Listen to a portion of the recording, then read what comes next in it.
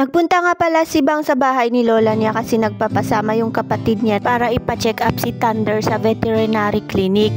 Bali si Thunder nga pala isang German Shepherd at siya nga pala ay 8 months old na at bago lang nilang alaga si Thunder.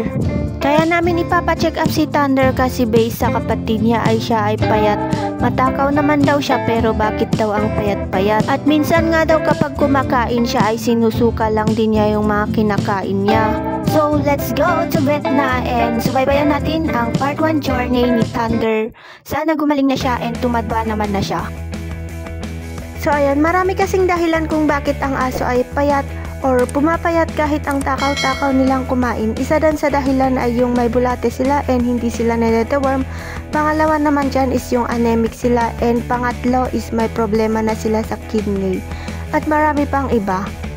Eto na pala si Thunder. Masigla naman siya guys. Kaso nga lang yung talaga yung pagiging payat niya. And malalaman natin mamaya kung ano ba talaga ang kondisyon ni Thunder.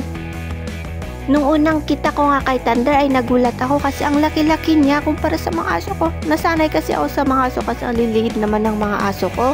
Small breed sila.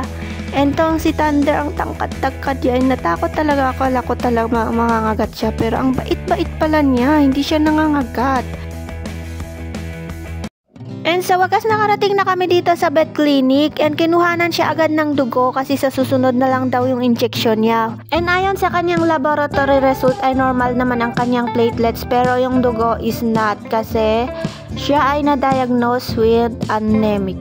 So, bali, ito nga pala yung mga gamot na binigay ni Doc, ang Immunocare at ang Ferrocare, and nagbigay din siya ng The Worm Tablet.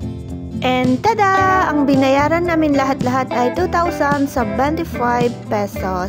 And may follow-up check-up pa siya sa susunod. I-update ko na lang kayo guys. So, it's time to go home now. Ay not, binigyan ko rin si Thunder ng kanyang dental sticks and nagustuhan naman niya ang kanyang dental stick.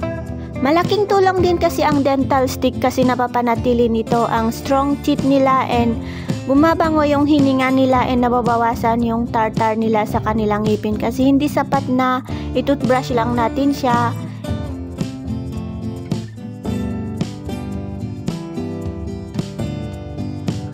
At sa wakas ay nakauwi na din kami and nandito si Bantay, sinundo niya kami. Bantay is wagging his tail.